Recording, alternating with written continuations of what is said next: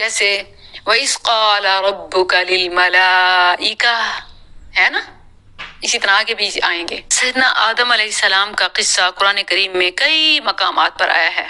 Basically قرآن کوئی just story بک نہیں ہے کہ پورا قصہ ایک ہی جگہ بیان ہو جائے، بلکہ واعظ و نصیحت کی کتاب ہے، ہدایت کی کتاب ہے۔ تو جہاں جس بات کی رہنمائی مقصود ہوتی ہے، جو سبق دینا ہوتا ہے، اتنا ہی واقعے کا حصہ ذکر کیا جاتا ہے۔ لیکن چونکہ ہم اسے قصص القرآن کے تھرو سمجھ رہے ہیں تو ہم ایک واقعہ ایک جگہ پر تمام آیات کے ساتھ اکٹھا ہی پڑھ سمجھ لیں گے انشاءاللہ۔ تو سورہ بقرہ آیت 30 سے شروع ہوتا ہے قصہ سیدنا آدم۔ تلاوت سنیے۔ وَإِذْ قَالَ رَبُّكَ لِلْمَلَائِكَةِ إِنِّي جَاعِلٌ فِي الْأَرْضِ خَلِيفَةً قالوا أتجعل فيها من يفسد فيها ويسفك الدماء ونحن نسبح بحمدك ونقدس لك قال إني أعلم ما لا تعلمون وعلم آدم الأسماء كلها ثم عرضهم على الملائكة فقال أنبئوني بأسماء هؤلاء إن كنتم صادقين قالوا سبحانك لا علم لنا إلا ما علمتنا إنك أنت العليم الحكيم قال يا آدم أنبئهم بأسمائهم فلما أنبأهم بأسمائهم قال ألم أقل لكم إني أعلم غيب السماوات والأرض وأعلم ما تبدون وما كنتم تكتمون وإذ قلنا للملائكة اسجدوا لآدم فسجدوا إلا إبليس أبى واستكبر وكان من الكافرين وقلنا يا آدم اسكن أنت وزوجك الجنة وكلا منها رغدا حيث شئتما ولا تقربا هذه الشجرة فتكونا من الظالمين فأزلهما الشيطان عنها فأخرجهما مما كانا فيه وقلنا اهبطوا بعضكم لبعض عدو ولكم في الأرض مستقر ومتاع إلى حين فتلقى آدم من ربه كلمات فتاب عليه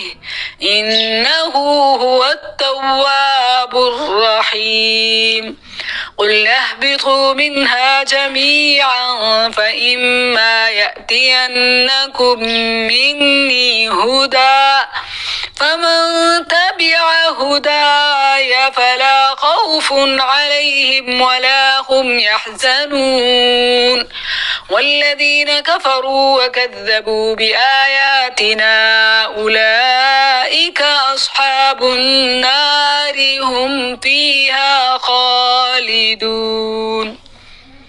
الحمدللہ، یہ 1 رکوع ہے۔ اب ذرا اس کا ترجمہ بھی دیکھ لیجئے اور پھر اس کے ہم تمام پہلوؤں کی طرف آتے ہیں جو اس قصے سے متعلق قرآن میں مذکور ہوئے۔ اور جب تیرے رب نے فرشتوں سے کہا بے شک میں زمین میں ایک جانشین بنانے والا ہوں۔ یہ جانشین کا لفظ ٹک کر لیں، اس پہ ہم بعد میں بات کریں گے۔ جانشین، رب نے کیا کہا؟ میں زمین میں ایک جانشین بنانے والا ہوں۔ انہوں نے کہا کیا تو اس میں اس کو بنائے گا جو اس میں فساد کرے گا اور بہت سے خون بہائے گا؟ اس کو بھی ٹک کر لیں، کوسچن مارک۔ کیا فرشتے غیب جانتے تھے جو انہوں نے یہ کہا؟ یہ کیسے، کیوں کہا؟ اور پھر اپنی صفائی بھی ساتھ، ادب بھی کہ ہم تیری تعریف کے ساتھ ہر عیب سے پاک ہونا بیان کرتے ہیں اور تیری پاکیزگی بیان کرتے ہیں۔ یہ سوال بد ادب ہے کہ پھر ان کی کیا ضرورت جو آئیں اور فساد کریں، خون بہائیں۔ اللہ نے جواب دیا، فرمایا بے شک میں جانتا ہوں جو تم نہیں جانتے، اور آدم کو سب کے سب نام سکھا دیے، languages, learning, knowledge, importance, learning importance, vocabulary بڑھانے کی اہمیت، اور آدم علیہ السلام کی وجہ تکریم پھر یہی بنی۔ آگے دیکھیں گے آدم کو سب کے سب نام سکھا دیے۔ کوشش کیا کریں مختلف چیزوں کے نام مختلف زبانوں میں یاد کریں اور بچوں کو کرائیں، اور یہ پریکٹیکل ہے، اور یہ دعوت کا سب سے مؤثر طریقہ ہے۔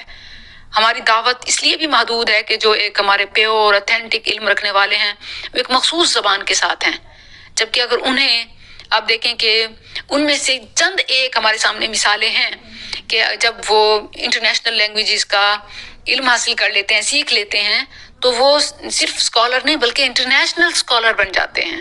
اس سے کتنا پیغام پھیل جاتا ہے۔ تو اس لیے کہ ہم نے دین کی دعوت دینی ہے، ہم نے ساری زبانوں میں، سارے فلسفوں میں قرآن کا پیغام پہنچانا، پھیلانا ہے، سیکھنا ضروری ہے، اور یہی آدم کی تکریم کا سبب ہے۔ وَعَلَّمَ آدَمَ الْأَسْمَاءَ كُلَّهَا، پھر ان کو فرشتوں کے سامنے پیش کیا، پھر فرمایا مجھے ان کے نام بتاؤ اگر تم سچے ہو۔ تو انہوں نے کیا کہا؟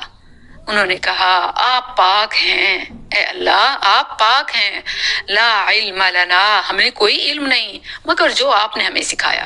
فرشتے عالم الغیب نہیں ہوتے، جو اللہ نے بتایا وہی جانتے ہیں۔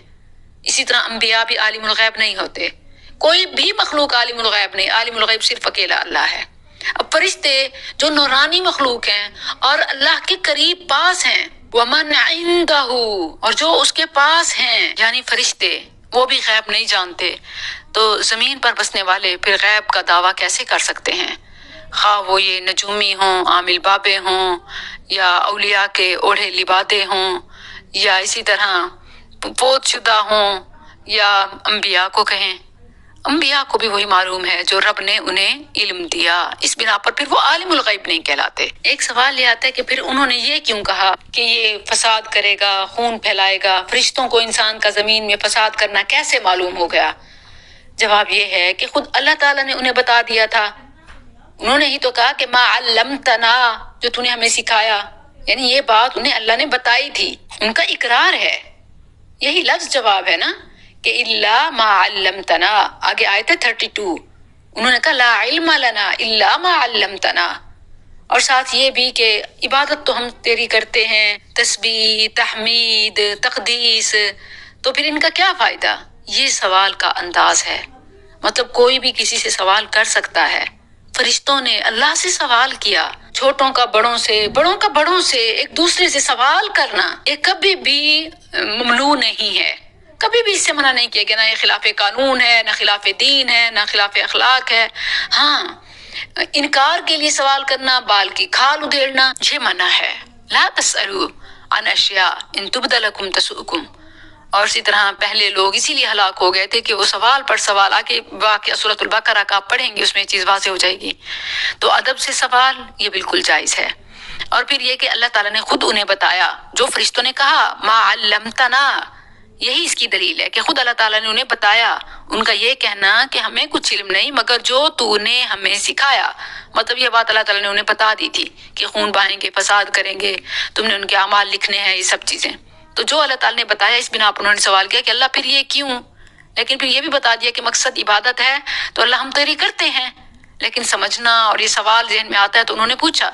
اس سے ہمیں یہ بھی پتہ چلتا ہے کہ ہر بات کا فوری جواب دینا یہ ضروری نہیں ہوتا، بعض اوقات جواب نہ دینے میں کوئی حکمت، مصلحت ہوتی ہے، یا موقع کی مناسبت ہوتی ہے، تو جواب کے لیے انتظار بھی ہو سکتا ہے، اور جواب مختصر بھی دیا جا سکتا ہے۔